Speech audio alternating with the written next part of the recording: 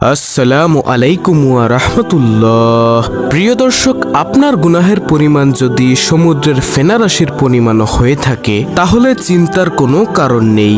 এই 4টি জিকির সব সময় পাঠ করুন, বিশেষ করে প্রত্যেক ফরজ সালাতের পর পাঠ করুন।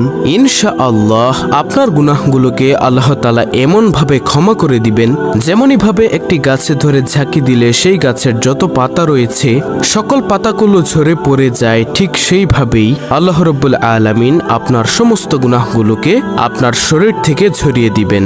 সুবহানাল্লাহ। আর প্রিয় দর্শক, আজকের ভিডিওতে আমি সেই 4টি জিকিরের আমল নিয়ে কথা বলবো ইনশাআল্লাহ, যেই 4টি জিকির সম্পর্কে বলেছেন নবীজির প্রিয় সাহাবী আবু হুরায়রা রাদিয়াল্লাহু তাআলা আনহু। নবীজির প্রিয় সাহাবী বলেন, সর্বপ্রথম নম্বর জিকিরটি হলো সুবহানাল্লাহ। প্রিয় দর্শক, আপনি কি জানেন যে সুবহানাল্লাহ জিকিরের কত দাম? আল্লাহ তাআলা বলেন, আমার কোনো বান্দা যদি একবার সুবহানাল্লাহ এর আওয়াজ দেয়, আমি আল্লাহ আসমান ও জমিনের মধ্যবর্তী যত ফাঁকা জায়গা রয়েছে সকল ফাঁকা জায়গাগুলোকে নেকি দ্বারা পরিপূর্ণ করে দেই। সুবহানাল্লাহ। তাই প্রিয় দর্শক, আপনি যদি চেয়ে থাকেন যে আপনার আমল নামায় এত পরিমাণ নেকি দ্বারা পরিপূর্ণ হোক, তাহলে ইনশাআল্লাহ আজকের পর থেকে আপনি অবশ্যই সুবহানাল্লাহ এই জিকিরটি বেশি বেশি পাঠ করবেন ইনশাআল্লাহ। সুবহানাল্লাহ জিকিরের দ্বিতীয় নম্বর ফজিলতটি হলো, কেউ যদি একবার সুবহানাল্লাহ পাঠ করে তাহলে মহান রব্বুল আলামিন জান্নাতের মধ্যে একটি গাছ রোপণ করেন। ওই গাছের ছায়া এত লম্বা হয় যে একটি দ্রুতগামী ঘোড়া যদি 500 বছর পর্যন্ত দৌড়ায় তাহলেও ওই গাছের ছায়া অতিক্রম করতে পারবে না। আল্লাহু আকবার। প্রিয় দর্শক, মহান মালিকের দরবারে সবচেয়ে প্রিয় দামি বাক্যটি হচ্ছে সুবহানাল্লাহ। এই সুবহানাল্লাহ জিকিরটির অর্থ হচ্ছে আল্লাহ তাআলা পবিত্র।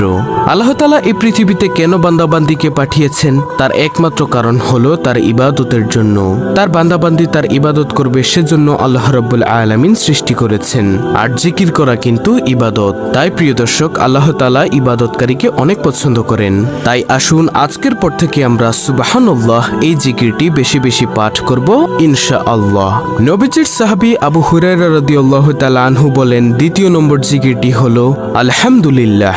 আলহামদুলিল্লাহ শব্দের অর্থ হলো আল্লাহ তাআলার নিয়ামতের প্রশংসা করা। মহান মালিক রব্বুল আলামিন পবিত্র কুরআনুল কারীমে বলেন, হে নবী, আপনি আপনার সকল উম্মতদেরকে জানিয়ে দিন, যেই উম্মত অর্থাৎ যেই বান্দা আমি আল্লাহর নিয়ামত পেয়ে নিয়ামতের শুকরিয়া আদায় করলো না, আমি তার নিয়ামতকে ছিনিয়ে নিয়ে যাই। আর যে আমার নিয়ামত পেয়ে আমার নিয়ামতের শুকরিয়া আদায় করলো, আমি তার নিয়ামতকে আরো বৃদ্ধি করে দেই। সুবহানাল্লাহ। অর্থাৎ প্রিয় দর্শক, আপনাকে সহজভাবে বুঝাই, আপনি যখন খাবার খাবেন, খাবার শুরুতে বলবেন বিসমিল্লাহ এবং খাবার খাওয়ার শেষে আপনি বলবেন আলহামদুলিল্লাহ। অথবা যে কোনো রিজিক আপনি ভক্ষণ করার পরে বলবেন আলহামদুলিল্লাহ। সুখের খবর কিংবা দুঃখের খবর, যে কোনো খবরেই বলবেন আলহামদুলিল্লাহ। দেখুন, এই পৃথিবীতে শুধু মানুষ ব্যতীত যত প্রাণীকুল মাখলুকাত আল্লাহ রাব্বুল আলামিন সৃষ্টি করেছেন, সকল কিছুই আমাদের উপকারের জন্য সৃষ্টি করেছেন। এজন্য আমরা একটিবার হলেও বলতে পারি আলহামদুলিল্লাহ। আর আমরা যদি আল্লাহ তাআলার প্রশংসা বেশি বেশি পরিমাণে করি, আল্লাহ রাব্বুল আলামিন আমাদেরকে উত্তম যা খায়ের কল্যাণ দান করবেন ইনশাআল্লাহ। প্রিয় দর্শক, নবীজির সাহাবী হযরত আবু হুরায়রা রাদিয়াল্লাহু তাআলা আনহু আরো বলেন, তৃতীয় নম্বর জিকিরটি হলো লা ইলাহা ইল্লাল্লাহ। কোন ব্যক্তি যদি দুনিয়াতে বসে একবার লা ইলাহা ইল্লাল্লাহর আওয়াজ দেয়, ওই আওয়াজটুকু সাথে সাথে আল্লাহ তাআলার আরশে আজিমের সাথে গিয়ে ধাক্কা লাগে। আল্লাহ রাব্বুল আলামিনের আরশে আজিমের নিকট একটি নূরের খুঁটি রয়েছে, সেই খুঁটিটুকু কাঁপতে থাকে। তখন রব্বুল আলামিন বলেন, ও খুঁটি, তুমি কেন কাঁপো? ওই খুঁটিটুকু তখন বলতে থাকে, হে রব্বুল আলামিন, দুনিয়াতে আপনার একজন বান্দা অথবা বান্দি লা ইলাহা ইল্লাল্লাহর আওয়াজ দিয়েছে, তাই আমি কাঁপছি। তখন আল্লাহ রাব্বুল আলামিন বলেন, তুমি কাঁপা বন্ধ করে দাও। তখন সেই খুঁটি বলল, হে আল্লাহ, আমি কাঁপা থামাতে পারবো না যতক্ষণ না পর্যন্ত আপনি তাকে মাফ করবেন। ততক্ষণ পর্যন্ত আমি শুধু কাঁপতেই থাকবো। তখন রব্বুল আলামিন ওই বান্দা অথবা বান্দিকে ক্ষমা করে দেন। সুবহানাল্লাহ। প্রিয় দর্শক, লা ইলাহা ইল্লাল্লাহ জিকিরের গুরুত্বপূর্ণ কয়েকটি ফজিলতের হাদিস আপনাদের সামনে তুলে ধরছি, মনোযোগ দিয়ে শুনুন। হযরত জাবির ইবনে আব্দুল্লাহ হতে বর্ণিত, রাসূলুল্লাহ সাল্লাল্লাহু আলাইহি ওয়াসাল্লাম বলেছেন, সর্বোত্তম জিকির হচ্ছে হচ্ছে লা ইলাহা ইল্লাল্লাহ এবং সর্বোত্তম দোয়া হলো আলহামদুলিল্লাহ। হাদিসটি রয়েছে তিরমিজি শরীফে। তারপরে হযরত মুয়াজ রাদিয়াল্লাহু তাআলা আনহু থেকে বর্ণিত রাসূলুল্লাহ সাল্লাল্লাহু আলাইহি ওয়াসাল্লাম বলেছেন, যে ব্যক্তি খালেস অন্তরে একনিষ্ঠতার সঙ্গে লা ইলাহা ইল্লাল্লাহ বলবে সে জান্নাতে প্রবেশ করবে। মুসনাদ আহমদ শরীফের হাদিস। হযরত ইতবান বিন মালিক রাদিয়াল্লাহু তাআলা আনহু থেকে বর্ণিত রাসূলুল্লাহ সাল্লাল্লাহু আলাইহি ওয়াসাল্লাম বলেছেন, যে ব্যক্তি একমাত্র আল্লাহ রাব্বুল আলামিনকে সন্তুষ্ট করার জন্য লা ইলাহা ইল্লাল্লাহ বলবে, কিয়ামতের দিন সে এমন ভাবে উপস্থিত হবে যে তার উপর জাহান্নাম হারাম হয়ে গিয়েছে। বুখারী, মুসলিম, মুসনাদ আহমদ শরীফের হাদিস।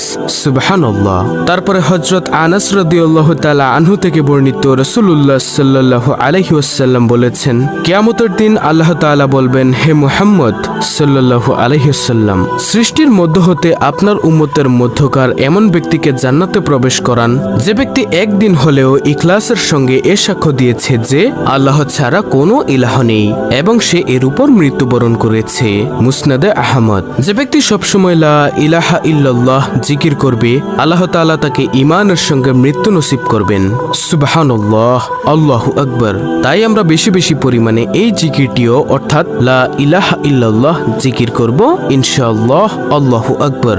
নবীজির সাহাবী আবু হুরায়রা রাদিয়াল্লাহু তাআলা আনহু বলেন, সর্বশেষ জিকির হলো আল্লাহু আকবার। প্রিয় দর্শক, আল্লাহু আকবার শব্দের অর্থ আল্লাহ মহান, আল্লাহ সর্বশক্তিমান, আল্লাহই সবচেয়ে বড়, তার চেয়ে বড় তো আর কারো নেই। যে ব্যক্তি আল্লাহ তাআলাকে সবচেয়ে বড় মানে সবচেয়ে বড় হিসেবে আখ্যায়িত করে, রব্বুল আলামিন তাকে দুনিয়ার বাদশাহী দান করবেন ইনশাআল্লাহ, ইনশাআল্লাহ। তারপরে আনাস রাদিয়াল্লাহু তাআলা আনহু থেকে বর্ণিত হাদিসে এসেছে, একবার নবী সাল্লাল্লাহু আলাইহি ওয়াসাল্লাম গাছের একটি ডাল ধরে ঝাঁকি দিলেন, কোনো পাতা পড়ল না। তিনি আবার ঝাঁকি দিলেন, এবারও কোনো পাতা পড়ল না। তবে তৃতীয়বার ঝাঁকি দেওয়ার পর অনেকগুলো পাতা পড়ল।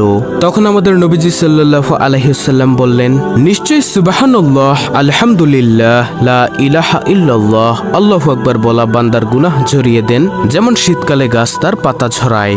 মুসনাদ আহমদ। সুবহানাল্লাহ, আল্লাহু আকবার। তাই আজকের পর থেকে আমরা এই চারটি জিকিরকে বেশি বেশি পরিমাণে পাঠ করার অভ্যাস গড়ে তুলব ইনশাআল্লাহ। এটি আমরা জবানে জারি রাখবো।